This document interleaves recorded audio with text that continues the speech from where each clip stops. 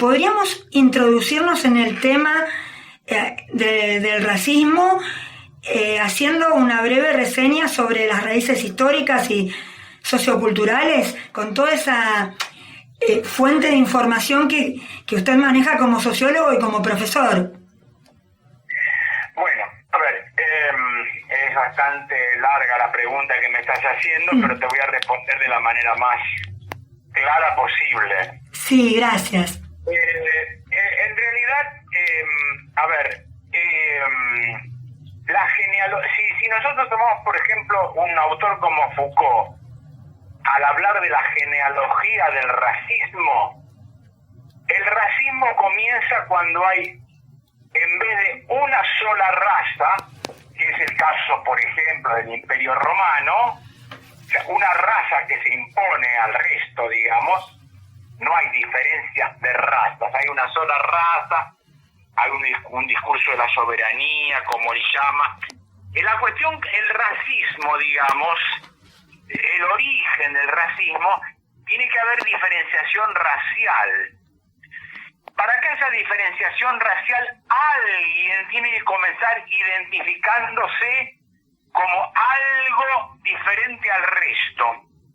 Por ejemplo, un pueblo elegido. O sea que en realidad el punto de partida es la condición de víctima, no de victimario del racismo. O sea, aquel que se considera perseguido por una pertenencia étnica. Ahora bien, si nosotros tomamos el antecedente más claro del comienzo del racismo, es el discurso bíblico. Es un discurso que se puede adaptar tanto a la persecución como a la resistencia contra la persecución. Porque para que haya racismo hay que construir un fenotipo. Y el fenotipo en realidad, en general, tiene que ver, y acá es el caso del texto de Weber, clases, estamentos y partidos, con una cuestión de carácter étnico y una cuestión de carácter estamental, es decir, algún tipo de profesión que se diferencia del resto y se atribuye esa capacidad a una determinada etnia.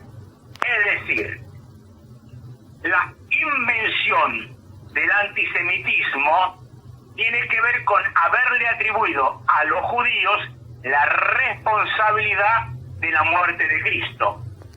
Pero en realidad es una atribución la raza, sin perjuicio de que puede hablarse de raza independientemente del racismo. Es decir, se puede hacer un estudio de las razas diciendo, bueno, cuáles son las cualidades que tiene tal o cual raza, pero el racismo es atribuirle a una determinada raza una serie de características e embestir contra esa raza.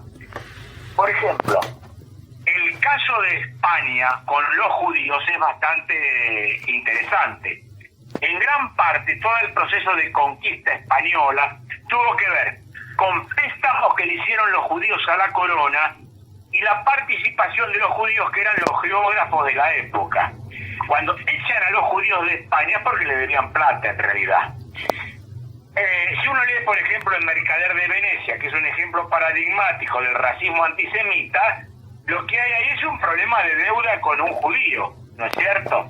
Entonces, como el dinero, por ejemplo, como el dinero desde los clásicos ya se atribuye falta de dignidad a aquel que está detrás del dinero, bueno, como los judíos y los italianos son los viejos mercaderes y banqueros, el judío le queda esa atribución, ¿no? Es decir, el judío prestamista, el judío usurero, porque se ocupaban de esa función. Es decir, que el racismo en realidad tiene en principio siempre una base material.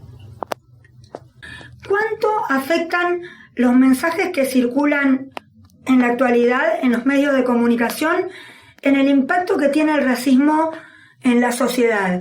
¿Qué rol tienen los medios de comunicación en todo esto? A ver, la nuestra es una sociedad de clases, ¿no es cierto? Es una sociedad capitalista de clases. Las diferencias centralmente son de clases. Los medios de comunicación no hacen más que potenciar la desigualdad social. Pero no es porque los medios son los que los llevan adelante, sino porque reproducen una ideología dominante que se apoya en la desigualdad social.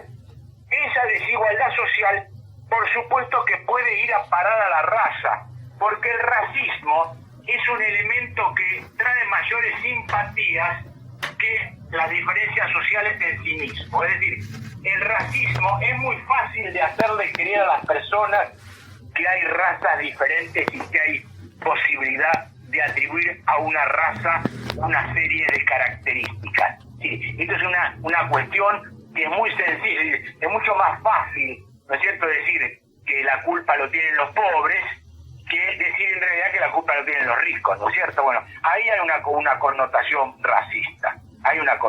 racista, en todo eso. Si nos movemos del escenario de los medios y nos vamos siempre pensando en el racismo, al fútbol, para hablar de identidades que son segregadas o estigmatizadas, porque hay también identidades que son legitimadas.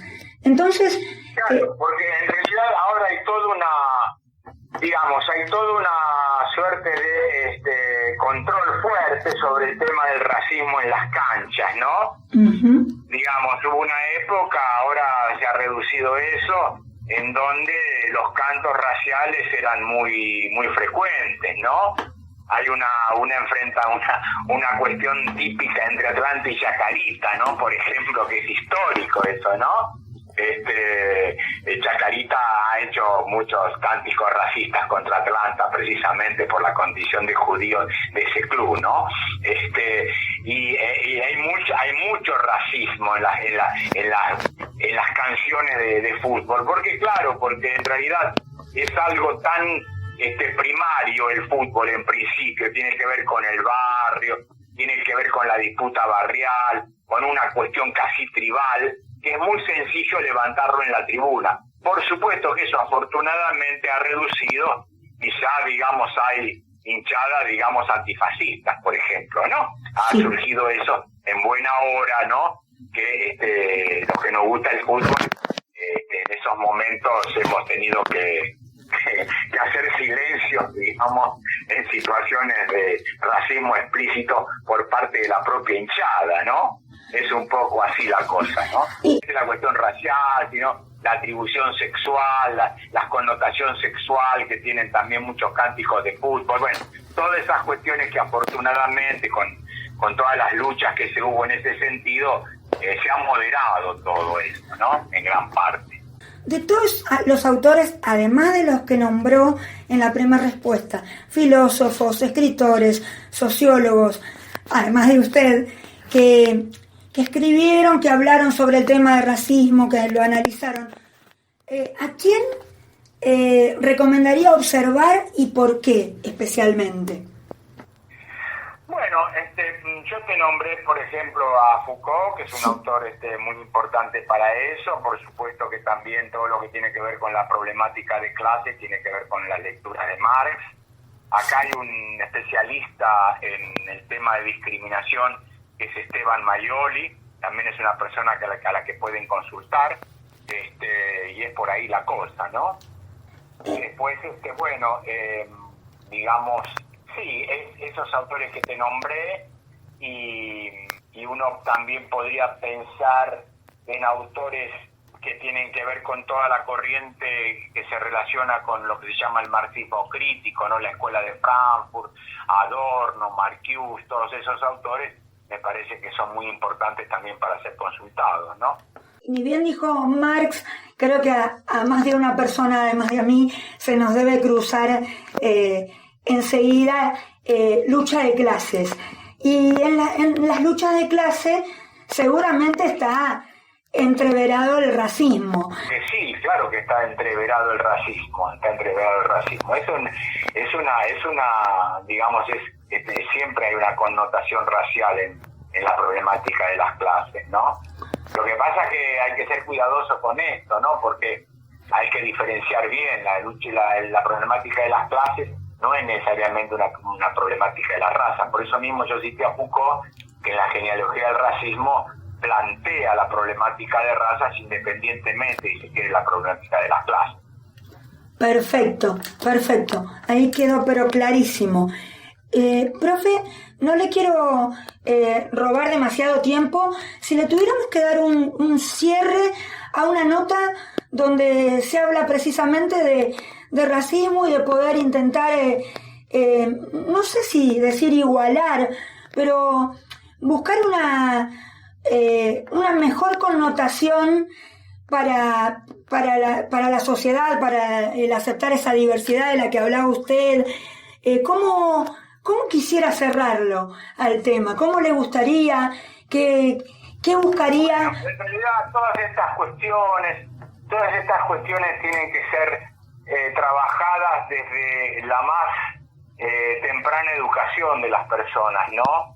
Yo creo que en ese sentido la educación es fundamental desde la escuela primaria, ¿no? Hay que hablar mucho, conversar mucho, evitar, digamos, las situaciones de bullying, por ejemplo, que tienen bastante que ver también con esto, pero es un trabajo que hay que hacerlo desde muy chicos en la escuela, porque en realidad las familias no son una garantía de que esto suceda.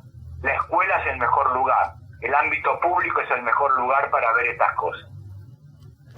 Es tremendo el mensaje. No son ignorantes, eso se apoya mucho en la ignorancia. Por eso es muy importante enseñar, educar, para que además de todo se sepa que esto el racismo en última instancia es un prejuicio sin ningún fundamento.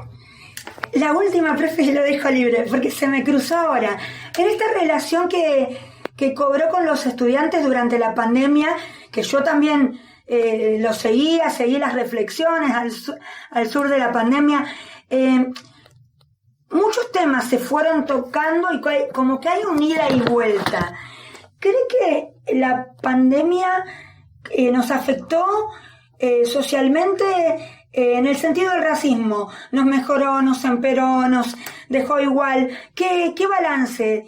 Mira, en la pandemia, digamos, lo que yo diría que agudizó la pandemia es la capacidad que tiene el capitalismo de formatear el espacio y el tiempo, ¿no? Uh-huh. O sea, el tiempo y el lugar son cuestiones ya absolutamente subjetivas y objetivas al mismo tiempo, ¿no?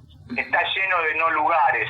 Es decir, nosotros, por ejemplo, no nos conocemos y estamos creando un espacio. Sí. Todo esto se ha fortalecido con la pandemia. Vos mismo me hablaste de Reflexiones sobre la pandemia, que las has visto, me has seguido, son como 300 programas, dice, sí, en una época que la reclusión era una característica, pero la reclusión se mantuvo. Hay muchísimas cosas que se han mantenido, hay presencialidades que me han vuelto más. Bueno, todas estas cuestiones se han fortalecido en una tendencia que ya venía en el capitalismo de, entre comillas, trabajar desde tu casa. Bueno, yo no tengo más que palabras de agradecimiento.